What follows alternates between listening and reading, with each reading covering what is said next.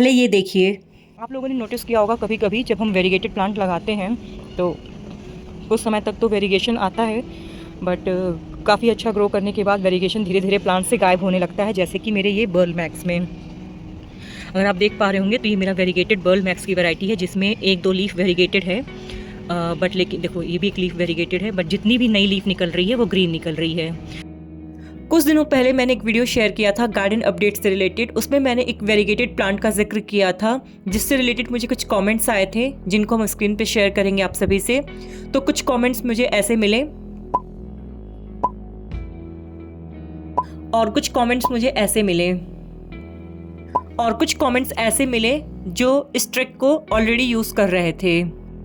तो आज की वीडियो आप सभी के कमेंट्स को ध्यान में रखते हुए बनाई गई है, जिसमें मैंने आप सभी से ऐसे 7 रीजंस शेयर किए हैं जिसकी वजह से जो वेरीगेटेड प्लांट्स हैं उनमें वेरीगेशन चला जाता है।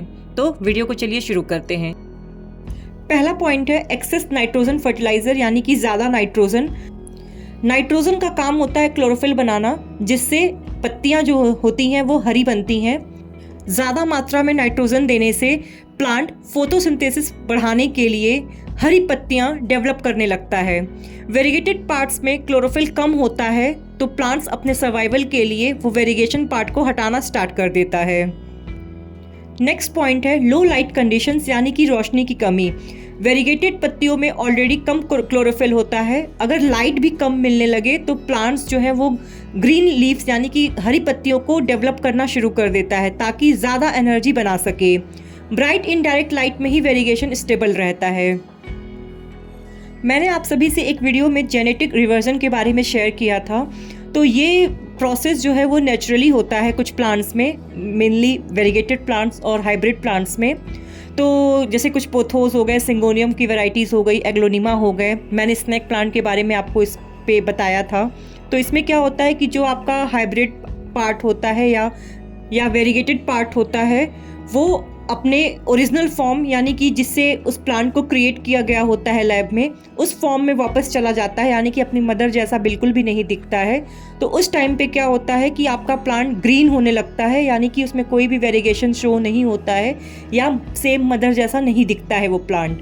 तो इसमें क्या होता है कि जो रिवर्टेड शूट होते हैं वो ज़्यादा फास्ट ग्रो करता है और पूरा प्लांट धीरे धीरे ग्रीन हो जाता है, जिससे वेरीगेटेड वाला पार्ट आपका ख़त्म होने लगता है। स्ट्रेस भी एक मेन रीज़न है प्लांट्स का वेरीगेशन गायब होने में। जब प्लांट स्ट्रेस में होता है तो ये अपना सर्वाइवल मोड ऑन कर लेता है। इस स्टेज में प्लांट वेरीगेटेड ग्रोथ छोड़कर सिर्फ ग्रीन लीफ को प्रमोट करता है, यानी कि जो एनर्जी है वो सेविंग मोड पे रहती है। तो वेरीगेशन को प्रमोट करने की बजाय वो ग्रीन में कन्वर्ट होने लगती है। नेक्स्ट पॉइंट है इम्प्रॉपर प्रूनिंग। अगर ग्रीन या रिवर्टेड शूट को प्रून नहीं करते हैं, वही शूट तेजी से ग्रो करता है और बाकी प्लांट्स ग्रीन हो जाता है, जिससे वेरीगेटेड लीव्स को डेवलप होने या प्रमोट होने में टाइम लगता है। अगर आपने इस वीडियो में मेरा ये प्लांट देखा होगा जो कि है वेरीगेटेड बर्ल मैक्स का, इसमें पहले जब मैंने ये प्लांट परचेज किया था तो ये था वेरीगेटेड। धीरे धीरे इसमें बाय द टाइम आपका ग्रीन लीव्स आने लगे। ग्रीन लीव्स आने के बाद सडनली इसमें एक लीफ आपका वेरीगेटेड आने लगा, यानी कि काफ़ी टाइम बाद। तो अगर मैंने ये ग्रीन पार्ट या रिवर्टेड शूट्स पहले ही रिमूव कर दिया होता तो ये वेरीगेशन कभी का आना स्टार्ट हो जाता। नेक्स्ट पॉइंट है सीजनल चेंज, यानी कि मौसम के साथ बदलाव। कुछ वेरीगेटेड प्लांट्स में सीजनल इफेक्ट होता है, यानी कि समर में ज़्यादा वेरीगेशन, विंटर में कम। लाइट और टेम्परेचर का असर होता है इन सब पे, इसीलिए ये सीज़न के हिसाब से इनके वेरीगेशन भी चेंज होने लगते हैं। जैसा कि आपको पता है कि विंटर्स में रोशनी कम होती है तो वेरीगेशन ऑब्वियस है कि उसमें कम दिखाई देगा, और समर्स में वही वेरीगेशन इंटेंस हो जाता है। नेक्स्ट पॉइंट है मैच्योरिटी ऑफ प्लांट्स। कुछ प्लांट्स जो जुवेनाइल होते हैं, यानी कि न्यू ग्रोथ पे होते हैं, उनमें वेरीगेशन काफ़ी देखने को मिलता है, और वहीं सेम प्लांट जब मैच्योर होने लगता है तो धीरे धीरे ये प्लांट वेरीगेशन की तरफ से हटके नॉर्मल ग्रीन लीव्स की तरफ आना शुरू हो जाता है। तो ये प्रोसेस बिल्कुल नेचुरल है और ये कुछ स्पीशीज़ में ही होते हैं, सब में नहीं होते। तो ये पर्टिकुलर स्पीशीज़ में ही होते हैं। तो ये थे कुछ पॉसिबल रीज़न जिनकी वजह से वेरिगेशन लॉस होता है वेरीगेटेड प्लांट्स का। अब हम बात करते हैं इनके प्रैक्टिकल सॉल्यूशंस के बारे में। तो पहला है लाइट इम्प्रूव करने का।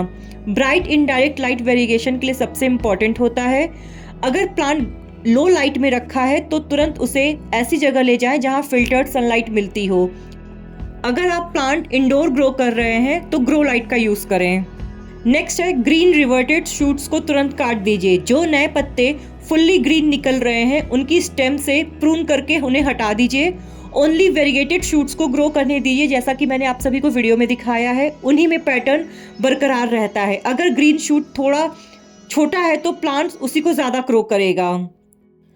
नेक्स्ट है प्लांट को स्ट्रेस फ्री रखें। Repotting shock, over watering, root damage, sudden temperature changes सब वेरिगेशन हटा सकते हैं। घर के अंदर या शेडेड बालकनी में ऐसी जगह पे रखें। Soil moist but well drain हो, कभी कभी सॉगी या कंप्लीटली ड्राई ना हो। नेक्स्ट पॉइंट है फर्टिलाइजर चेक कीजिए। क्या आप नाइट्रोजन रिच फर्टिलाइजर तो नहीं दे रहे हैं? अगर ऐसा कर रहे हैं तो प्लीज़ अभी बंद कीजिए। इससे क्या है, वेरिगेशन लॉस स्टार्ट हो जाएगा। सोल्यूशन ये है कि आप केवल बैलेंस फर्टिलाइजर का यूज़ करें, जैसे कि NPK 10-10-10 या 3-1-2 का रेशियो। आप ऑर्गेनिक ऑप्शंस में कंपोस्ट, वर्मी कंपोस्ट, सीवीड भी यूज़ कर सकते हैं। जैसे कि मैंने इस प्लांट की प्रूनिंग करने के बाद इस प्लांट में मैंने जो फर्टिलाइज़र ऐड किया वो आप सभी से शेयर कर रहे हैं। तो मैंने जस्ट प्लांट की गुड़ाई की है। प्लांट की गुड़ाई करने के बाद एक पॉट के अकॉर्डिंग मैंने वर्मी कंपोस्ट 1 मुट्ठी ले लिया है। उसमें थोड़ी मात्रा में मैंने एप्सम सॉल्ट डाला है और ये NPK 3-1-2 का रेशियो NPK लिया है मैंने। इनको अच्छे से मिक्स करने के बाद जो मैंने सॉइल में गुड़ाई की है, उस गुड़ाई करने के बाद इस मिक्सचर को उसमें हम डालेंगे। आप इस समय इसमें आप सीवीड के ग्रेन्यूल्स भी डाल सकते हैं। फिलहाल मेरे पास सीवीड लिक्विड फॉर्म में था तो मैंने जस्ट इसको पानी में वाटरिंग के रूप में डाला है। तो ये फर्टिलाइज़र मैंने तैयार करके अपने इस प्लांट्स में दिया है, जिससे प्लांट्स को वो न्यूट्रिशन मिल सकेगा वेरिगेशन को वापस लाने में। नेक्स्ट है सीजनल एडजस्टमेंट समझें। विंटर में लाइट कम होने से पैटर्न डल हो सकता है। इस टाइम में ग्रो लाइट हेल्पफुल होती है। समर में लाइट ज़्यादा होने पे वेरिगेशन नेचुरली बेटर दिखता है। न्यूट्रिएंट डिफिशियंसी को बैलेंस कीजिए। माइक्रो न्यूट्रिएंट डिफिशियंसी जैसे मैग्नीशियम, आयरन से भी लीव्स ग्रीन या पेल होने लगती है, तो आप एक बार एप्सम सॉल्ट का स्प्रे कर दीजिए। नेक्स्ट है रेगुलर मॉनिटरिंग और प्रूनिंग हैबिट रखें, यानी कि हर 7 से 10 दिन में प्लांट को ध्यान से देखें। अगर कोई नया शूट फुल्ली ग्रीन हो तो तुरंत उसे कट करके हटा दीजिए। हमेशा वेरीगेटेड नोट से ही प्रोपोगेशन कीजिए। कभी कभी वायरस जो होते हैं वो लीफ कलर पैटर्न बदल देते हैं, जो कि अनकॉमन है बट पॉसिबल है।